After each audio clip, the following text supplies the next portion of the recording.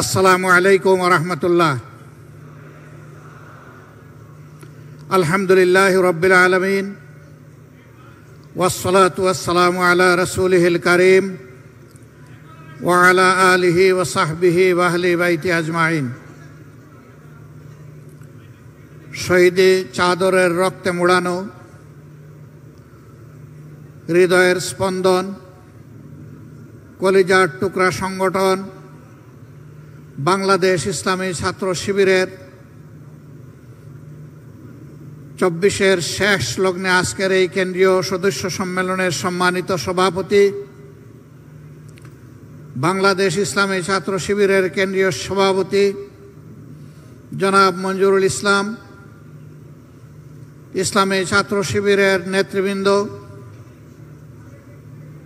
আজকের এই সদস্য সম্মেলনে উপস্থিত সম্মানিত অতিথিবৃন্দ, বিদেশি অতিথিবৃন্দ, শহীদ পরিবারের গর্বিত সদস্যবৃন্দ, ২৪-এর লড়াইয়ে মুক্ত বাংলা, মুক্ত স্বাধীন দেশ ১৮ কোটি মানুষকে উপহার দেওয়ার জন্য বুক চিতিয়ে লড়াই করা আহত হওয়া আমার ভাইয়েরা এবং ২৪-এর এই লড়াইয়ে সক্রিয়ভাবে মাঠে ময়দানে অংশগ্রহণকারী যোদ্ধারা, সদস্য বন্ধুরা, মিডিয়ার সম্মানিত ভাই এবং বন্ধুগণ, আমি আল্লাহ তাবারক ওয়া তাআলার শুকরিয়া আদায় করছি। আল্লাহ রাব্বুল আলামিন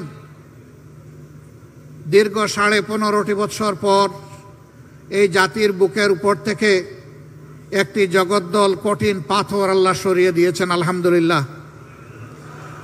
১৫.৫ বছর রাজনৈতিক প্রতিপক্ষকে ঘায়েল করার জন্য, নির্মূল করার জন্য যারা যুদ্ধ ঘোষণা করেছিল, সেই যুদ্ধের পরাজিত সৈনিকরা আজকে দেশ থেকে পালিয়ে গিয়েছে। আর যাদের বিরুদ্ধে যুদ্ধ ঘোষণা করা হয়েছিল, আল্লাহ রাব্বুল আলামিন আজকে তাদেরকে মেহেরবানি করে তার পক্ষ থেকে উপহার দিয়ে মুক্তিদান করেছেন। এই জন্য আল্লাহর দরবারে আরেকবার শুকরিয়া। ১৫ বছরের মাথায় এসে যারা এই যুদ্ধের সূচনা করেছিল, আমি তাদেরকে আমার অন্তরের অন্তঃস্থল থেকে গভীর ভালোবাসা এবং শ্রদ্ধা জ্ঞাপন করছি। আমাদের কলিজার টুকরা সন্তানেরা ২৪-এর জুলাই মাসের ১ তারিখ থেকে তাদের একটি সঙ্গত ন্যায্য নাগরিক দাবি, সেই দাবির আলোকে তারা আন্দোলনে নেমেছিল। কিন্তু সেই পুরানা কায়দায় হেলমেট এবং হাতুড়ি বাহিনী পাঠিয়ে সরকারি সন্ত্রাসীদেরকে লেলিয়ে দিয়ে সেই আন্দোলনকে দমন করার চেষ্টা করা হয়েছিল। এই আন্দোলনের পোস্টার বয়েছিল আন্দোলনে অংশগ্রহণকারী প্রতিটি ছাত্রছাত্রী। তাদের অঙ্গীকার ছিল, হয় আমরা দাবি আদায় করব, না হয় আমরা শাহাদত বরণ করব, মাঝখানে কোনো কিছু আমরা মেনে নেব না। তারা ধারণা করেনি এই দেশেরই একটি সরকার, বৈধ হোক অবৈধ হোক, জনগণের ট্যাক্সের টাকা নাড়াচাড়া করে সেই সরকার জনগণের ট্যাক্সের পয়সায় কিনা, টাকায় কিনা অস্ত্র দিয়ে, গুলি দিয়ে নির্মমভাবে এদেশের মানুষকে হত্যা করার নির্দেশ দেবে। তারা হত্যাকারী, তারা ক্ষমতায় থাকলেও হত্যাকারী, ক্ষমতার বাইরে থাকলেও হত্যাকারী। যখন প্রতিপক্ষ পায় না, তখন নিজের দলের লোকদেরকে হত্যা করে। হত্যার প্র্যাকটিস জারি রাখার জন্য এই কাজগুলো তারা করে থাকে। ২০০৬ সালের ২৮ অক্টোবর এই জাতি কখনো ভুলবে না। সেই দিনটি ফ্যাসিস্ট দলের নেত্রী তার সহকর্মীদেরকে ঢাকায় লইগিবইটা দিয়ে নিয়ে হাজির হওয়ার জন্য আহ্বান জানিয়েছিলেন। প্রকাশ্য দিবালোকে রাজপথে সেদিন পল্টন মোড়ে মানুষগুলাকে নির্মমভাবে পিটিয়ে পিটিয়ে হত্যা করা হয়েছিল। তাদের লাশের উপর বিকৃত রুচির সেই লোকগুলা উঠে নর্তন কুর্দন করেছিল। হত্যাকারী, হত্যার নির্দেশদাতা, পরিকল্পনাকারীদের বিরুদ্ধে মামলা হয়েছিল, কিন্তু ক্ষমতায় এসে, ক্ষমতার গরমে সেই মামলা তারা গিলে ফেলেছিল। হ্যাঁ, সাময়িকভাবে গিলেছেন, কিন্তু হজম করতে পারেননি। এটা আপনাদের বদ হজমের কারণ হবে ইনশাআল্লাহ। সেদিনকার হত্যাকাণ্ড থেকে শুরু করে 2009 সালের 10 জানুয়ারি ক্ষমতায় আসার পর থেকে ধারাবাহিকভাবে যতগুলা হত্যাকাণ্ড সংগঠিত করেছেন তার সবগুলার বিচার এই বাংলার মানুষ চায়, এই বাংলার মাটিতেই দেখতে চায়। একজন অপরাধীও যেন এখান থেকে বাঁচতে না পারে তা আমরা দেখতে চাই। তাতে সময় যা লাগুক দেখে বিচার করতেই হবে। এরা রাজনৈতিক দল হতে পারে না। যারা ক্ষমতায় বসে দায়িত্ব জ্ঞানহীনতার পরিচয় দেয়, দায়িত্বশীলতার পরিচয় দিতে পারে না, নিজের দেশের মানুষকে হত্যা করে গদি রক্ষার জন্য, তারা কখনো রাজনৈতিক দল হতে পারে না।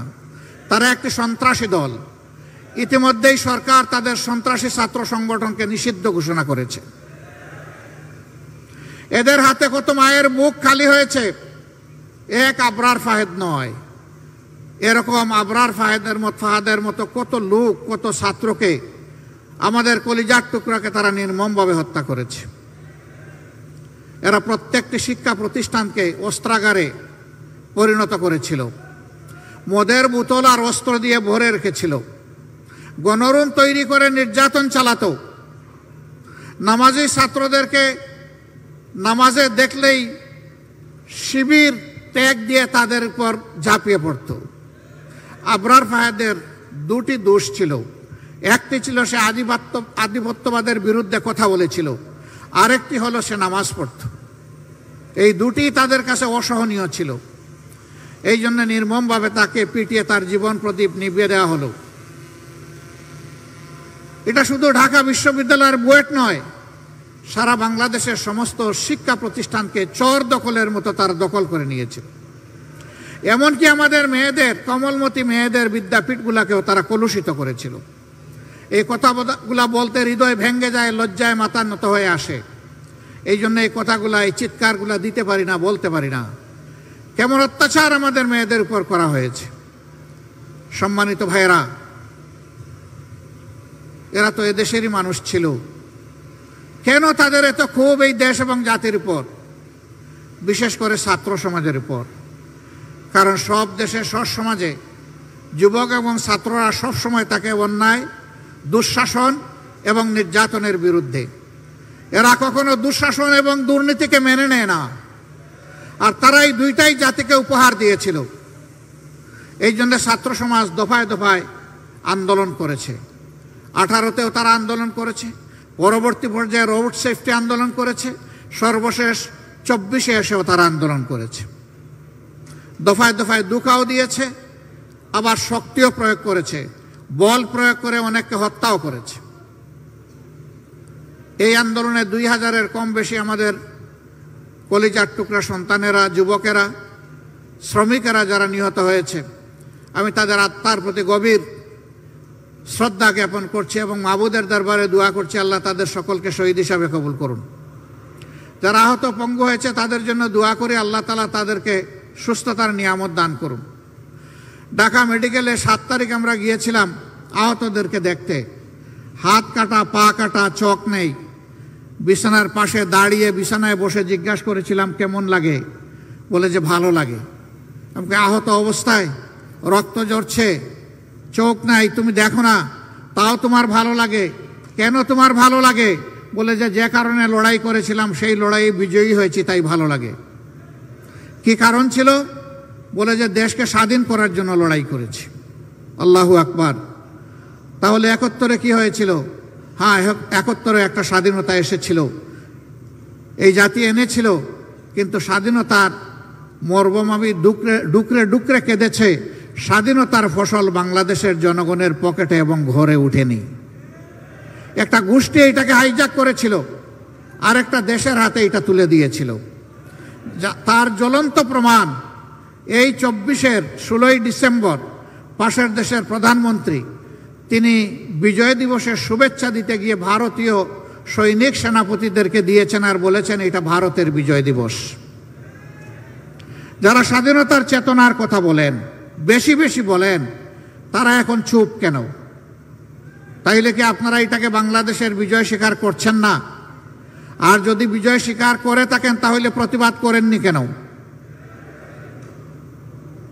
আসল রূপ তাদের প্রকাশ হয়ে গিয়েছে, কারণ তারা তাদের মাথা ইজারা দিয়ে রেখেছে পাশের দেশ। এদের মাথা নিজেদের মাথা নয়, ওইখান থেকে রিমোট কন্ট্রোলে যা বলা হয়েছে তারা 15.5 বছর তাই করেছে। শিক্ষা যেহেতু জাতির মেরুদণ্ড, এই জায়গায় বেশি আঘাত দিয়েছে। উদ্দেশ্যহীন, মানহীন একটা শিক্ষা ব্যবস্থা দাঁড় করিয়ে দিয়েছে, যা বাস্তব জীবনে এই জাতির খুব কমই প্রয়োজনে আসছে।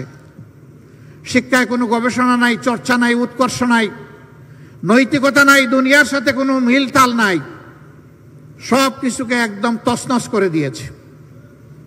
আমি ইসলামী ছাত্র শিবির এবং এখানে অন্যান্য ছাত্র সংগঠনের যে সমস্ত নেতৃবৃন্দ উপস্থিত আছেন, তাদের কাছে আমি আহ্বান জানাতে চাই, আরেকটি যুদ্ধ করার জন্য তোমাদেরকে তৈরি হতে হবে।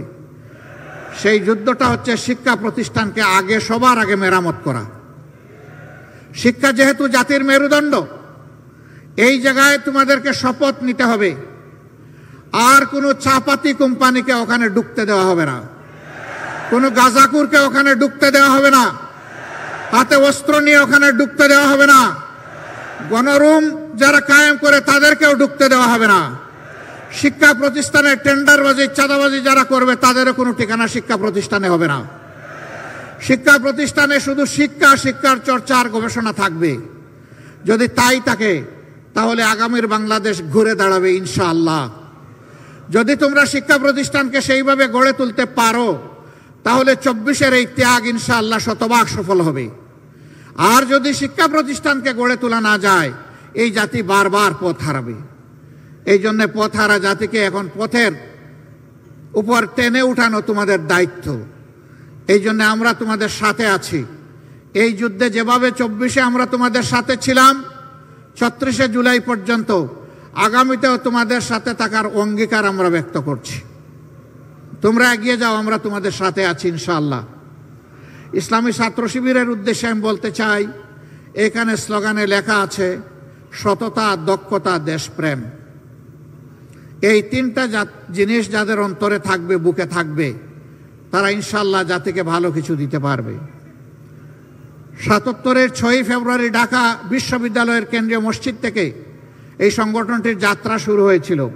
2010 সাল পর্যন্ত ছাত্র শিবির তাদের বৈধ রাজনৈতিক একটা ছাত্র সংগঠন হিসেবে তাদের অধিকার প্রয়োগ করে সদস্য সম্মেলন করতে পেরেছে। 10 সালের পরে আজ এই দ্বিতীয়বার, 10 সালের পরে এই দ্বিতীয়বার আজকে 24-এর 31 তারিখে ডিসেম্বরের অনুষ্ঠিত হতে যাচ্ছে। মাঝখানে না হওয়ার মূল কারণ, আমি সবার বক্তব্য শুনি নাই, সার্জিসের বক্তব্য থেকে চলে এসেছে। সার্জিস বলেছে এই সংগঠনকে নিশ্চিহ্ন করতে চেয়েছিল হায়নারা, তারা পারেনি। সত্যের উপর যারা দাঁড়িয়ে থাকে আল্লাহ তাদের সাথে থাকেন। ইসলামী ছাত্র শিবির সত্যের উপর যতক্ষণ দাঁড়িয়ে থাকবে ততক্ষণ আল্লাহ তাআলা তাদের সাথে থাকবেন। ধৈর্যের উপর যতক্ষণ থাকবে আল্লাহ তাআলা ততক্ষণ তাদের সাথে থাকবেন। ছাত্র শিবির তোমাদেরকে আজকে মূল দায়িত্ব নিতে হবে প্রতিষ্ঠিত ছাত্র সংগঠন হিসাবে। শিক্ষাঙ্গনে নৈতিকতা ফিরিয়ে আনা এবং শিক্ষাঙ্গনে শিক্ষার পরিবেশ ফিরিয়ে আনা। আমি তোমাদেরকে অনুরোধ করব, এই দুইটি গুরু দায়িত্ব তোমরা কাঁধে তুলে নাও। এতে যত স্যাক্রিফাইস তোমাদের করতে হয় সেই স্যাক্রিফাইসের জন্য তোমরা তৈরি থাকো। তারপরেও আমাদের শিক্ষা প্রতিষ্ঠানগুলো তোমরা মেরামত করে দাও। হ্যাঁ, এ কাজ তোমাদের একার নয় এবং একা পারবেও না। এই কাজের জন্য যারা আগ্রহী, সত্যি যাদের মনে সততা থাকবে, যাদের সেই দক্ষতা আছে এবং দেশপ্রেমের ব্যাপারে যারা আপোষহীন, তোমরা সবাই মিলেমিশে হাতে হাত ধরে এই কাজটি করবে, এটা তোমাদের প্রতি আমাদের অনুরোধ। এইখানেই তোমাদের ঐক্য হবে, এই তিনটা স্লোগানের ভিত্তিতে সকলের সাথে। যারাই এগিয়ে আসবে তাদেরকে বুকে আলিঙ্গন করে পরস্পরকে জড়িয়ে ধরে তোমরা সামনের দিকে এগিয়ে যাও। তোমাদের হাতেই আগামীর বাংলাদেশ শোভা পাবে ইনশাআল্লাহ। আমরা সেই যুবকদের হাতে বাংলাদেশ দেখার জন্য অপেক্ষায় আছি। ইসলামী ছাত্র শিবিরের এই অভিযাত্রায় এ পর্যন্ত যারা শাহাদত বরণ করেছেন, আল্লাহ তাআলার দরবারে দোয়া করি আল্লাহ তাদেরকে তার মাবরুর বান্দা হিসেবে কবুল করুন। তাদের প্রতি আজীবন যাতে ইসলামী ছাত্র শিবির এবং আমরা সবাই শ্রদ্ধা জ্ঞাপন করতে পারি, আল্লাহ আমাদেরকে সেই দায়িত্ববোধ দান করুন। তাদের পরিবারগুলোকে আমরা যাতে শ্রদ্ধার সাথে ধারণ করতে পারি, সেই শক্তিও আল্লাহ আমাদেরকে দান করুন।